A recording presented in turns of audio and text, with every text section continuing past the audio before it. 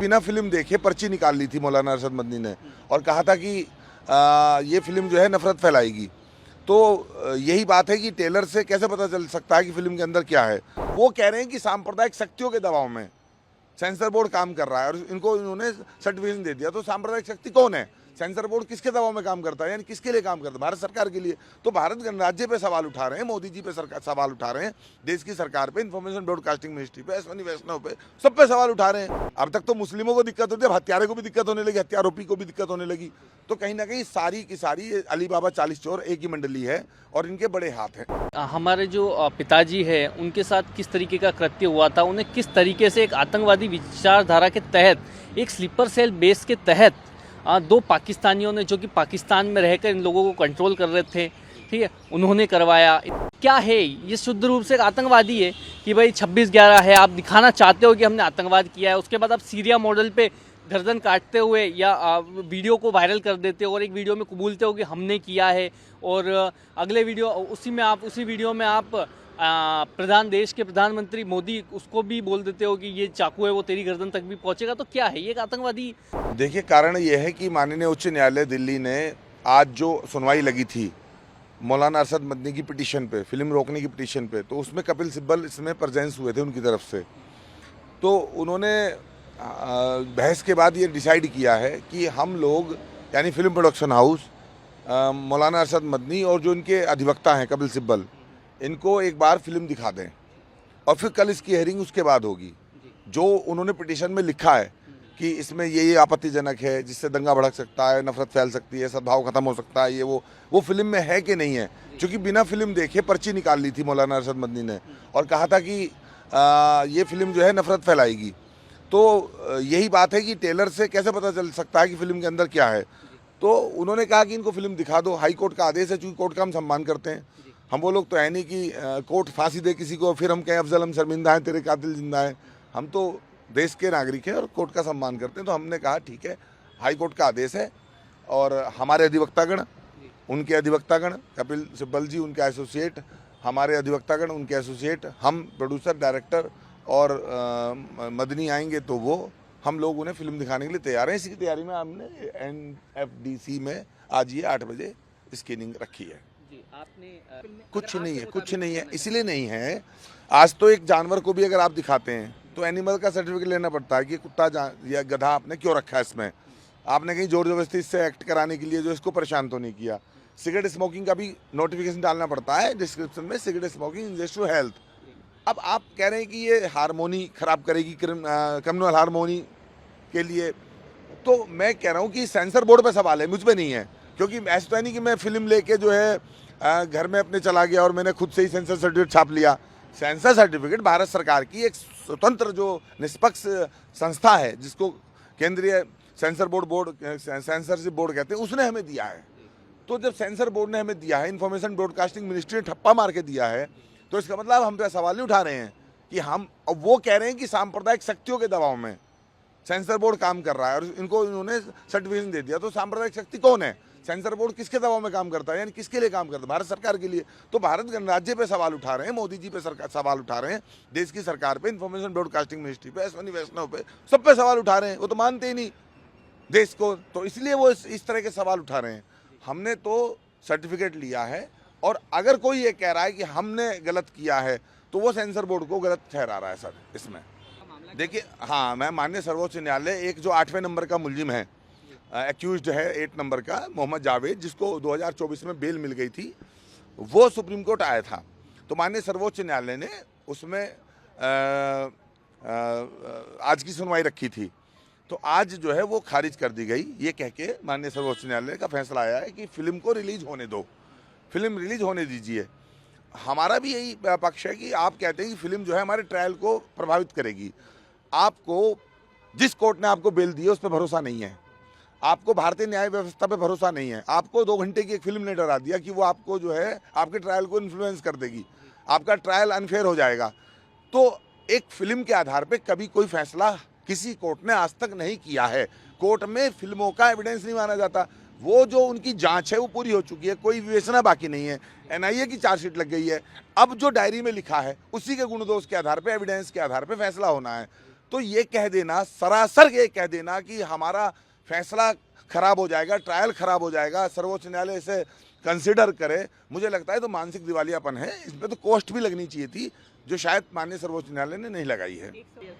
देखिए, जब पहली बार अरशद मदनी ने पिटीशन डाली हाई कोर्ट दिल्ली में, तो जिस अधिवक्ता के चैम्बर ने ये पिटीशन डाली, तुरंत 2 दिन बाद एक पिटीशन टंडन जी हैं कोई, उन्होंने डाली, वही अधिवक्ता का चैम्बर था।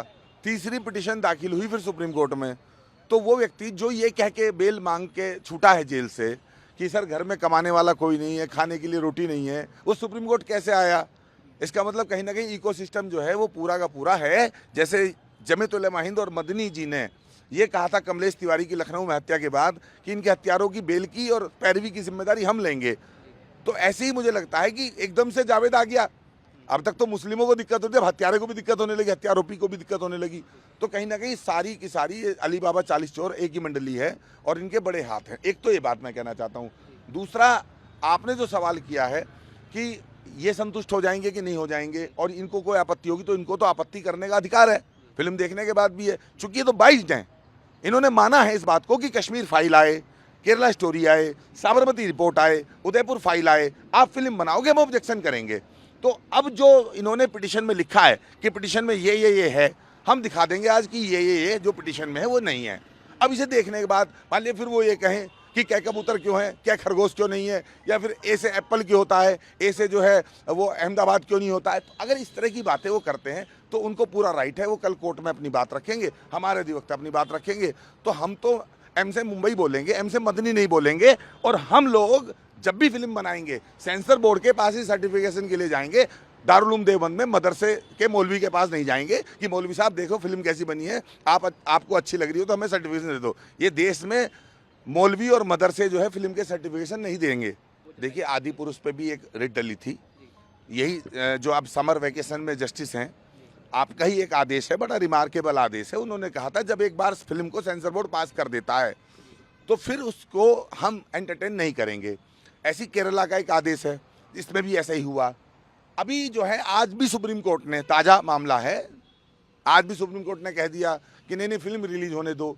तो मुझे तो माननीय उच्च न्यायालय जो हमारी सुनवाई कर रही है अरशद मदनी की पिटीशन पे, उनसे ये उम्मीद है कि हमें न्याय मिलेगा, इंसाफ मिलेगा और कन्हैयालाल जी के परिवार के न्याय के लिए बन रही फिल्म के साथ माननीय न्यायालय भी इंसाफ ही करेगी। इमोशनली इसलिए हूँ क्योंकि जो 72 mm का 70 mm का पर्दा है वो रुपहला पर्दा नहीं है कन्हैयालाल की स्टोरी दिखाने के लिए, वो इनके परिवार के आंसुओं से भीगा हुआ है। यहाँ चीख है, दर्द है, पीड़ा है, मर्म है, और वो दास्तां है जो 3 साल से ये नहीं कह सके और लोग नहीं सुन सके। अब देश अगर इनकी हत्या की कहानी जानना चाहता है कि हत्यारे कहाँ से आए, उनका रूट्स क्या है, जड़ें कहाँ से हैं और क्यों ऐसे मार दिया जाता है किसी को, और धर्म के खिलाफ तो इसलिए नहीं है वो, चूँकि धर्म के खिलाफ होती तो सर्टिफिकेट ही नहीं मिलता, तो आतंकवादियों के खिलाफ है। अगर आतंकवादियों का भी धर्म है कोई, ये कहते हैं ना आतंकवादियों को धर्म नहीं होता है। अब मुझे फिल्म की रिलीज अनाउंस करते पता चल गया कि आतंकवादियों का जो लोग कहते धर्म नहीं होता है, वही उन आतंकवादियों के जिन्होंने गला काटा था उनके पक्ष में आके जो है हाई कोर्ट सुप्रीम कोर्ट में खड़े हो गए हैं। तो मुझे तो देखो न्यायपालिका पूरा भरोसा है, न्यायपालिका कन्हैयालाल जी के परिवार के साथ न्याय करेगी। अरशद मदनी और कन्हैयालाल साहू की जो 2 पार्टियां हैं, एक अरशद मदनी पार्टी है इसमें और एक कन्हैयालाल जी की फिल्म है, उनके इंसाफ के लिए जो हम लोग लड़ रहे हैं। तो मुझे लगता है कि कन्हैयालाल जी के लिए जो है अदालत सोचेगी। ये जो मूवी है ये 11 जुलाई को आ रही है उदयपुर फाइल्स के नाम पे। पहले भी इस पर बहुत विवाद हुए, इसका नाम भी चेंज करना पड़ा, पहले इसका कुछ और नाम था, फिर सेंसर ने इस पर ऑब्जेक्शन किया, देन इसको उदयपुर फाइल्स किया गया। तो ठीक है, सब कुछ जो इसके डायरेक्टर और प्रोड्यूसर है उन्होंने इसमें जितना कुछ हो सकता था वो सब कुछ किया और इसमें दिखाया कि हमारे जो पिताजी है उनके साथ किस तरीके का कृत्य हुआ था, उन्हें किस तरीके से एक आतंकवादी विचारधारा के तहत, एक स्लीपर सेल बेस के तहत 2 पाकिस्तानियों ने जो कि पाकिस्तान में रहकर इन लोगों को कंट्रोल कर रहे थे, ठीक है, उन्होंने करवाया, इनका माइंड वॉश किया, ठीक है, इन दोनों रियाज और गोश को पाकिस्तान बुलाकर ट्रेनिंग दी, ठीक है, और इन्होंने यहाँ पर 26/11 से इंस्पायर्ड होकर 26/11 की बाइक का नंबर यूज़ करते हुए पापा की दिन दहाड़े मतलब इस तरीके की हत्या कर दी। तो क्या है ये शुद्ध रूप से एक आतंकवादी है कि भाई 26/11 है, आप दिखाना चाहते हो कि हमने आतंकवाद किया है, उसके बाद आप सीरिया मॉडल पे गर्दन काटते हुए या वीडियो को वायरल कर देते हो और एक वीडियो में कबूलते हो कि हमने किया है, और अगले वीडियो उसी वीडियो में आप देश के प्रधानमंत्री मोदी उसको भी बोल देते हो कि ये चाकू है वो तेरी गर्दन तक भी पहुंचेगा। तो क्या है ये एक आतंकवादी? तो ये जो मूवी बनी है वो बिल्कुल एक आतंकवादी विचारधारा के खिलाफ है, ना कि किसी समुदाय या किसी धर्म के खिलाफ। पूरी जो वारदात अंजाम दी गई थी, क्योंकि ये फिल्म अब जब सामने आ रही है तो इसको लेकर आप आगे के लिए क्या उम्मीद कर रहे हैं कि वो जो चीज़ें हैं जो रह गई थी शायद सामने आने की, तो क्या ये फिल्म उसको उजागर तमाम चीज़ें जो है रखेगी समाज के सामने, और आगे के इफेक्ट के बारे में आप क्या कहना चाहेंगे उसको लेकर? जी देखिए, ये आपने बहुत ही अच्छा क्वेश्चन पूछा है कि आज उस केस को 3 साल हो गए, ठीक है, 3 साल हो गए 28 जून 2025 में, ठीक है। कहीं ना कहीं वो केस ऐसा बोला गया था ना कि ढीले बस्ते में चला गया है वो केस, ठंडे बस्ते में चला गया है। उस केस में मैंने शुरू से अभी तक फास्ट ट्रैक की मांग की, वो केस ना तो फास्ट ट्रैक हुआ, ठीक है। मैंने स्पेशल कोर्ट की मांग की कि एक एनआईए का स्पेशल कोर्ट बिठा दिया जाए और उस केस की सुनवाई हो जाए डे बाय डे, पर वो भी नहीं हुआ। ये केस चल रहा है पर सीबीआई कोर्ट को एडिशनल चार्ज दिया हुआ एनआईए का, ठीक है, वहाँ वो केस चल रहा है। इस वजह से महीने में 1 हियरिंग 2 हियरिंग और 150 गवाह केस के अंदर, ठीक है, जिस स्पीड से चल रहा है ना, 2 की जमानत हो चुकी है, ठीक है। जैसे समय खींचेगा और लोगों की जमानत होगी, ठीक है। 3 साल में सिर्फ 14 या 15 लोगों की अगर बयान हुए हैं तो 150 के बयान कब होंगे, ठीक है। कब सेशन कोर्ट अपना निष्कर्ष देगा, कब ये लोग हाई कोर्ट में जाएंगे, उसके बाद हाई कोर्ट में अगर ये जीतते हैं हारते हैं तो ये सुप्रीम कोर्ट में जाएंगे, कितने साल लगेंगे हमें इंसाफ मिलने में।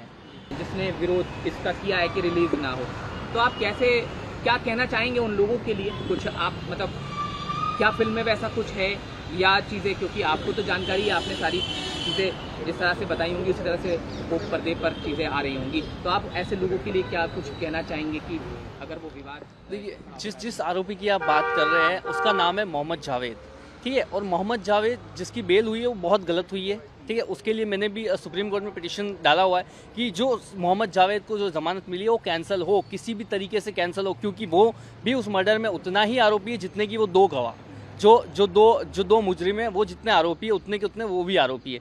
तो मैंने एक पिटीशन दायर किया है और मेरी पूरी कोशिश है कि ये जो जावेद जो बेल पे छूटा है इसको फिर से जेल होगी और मैं करवा के रहूँगा।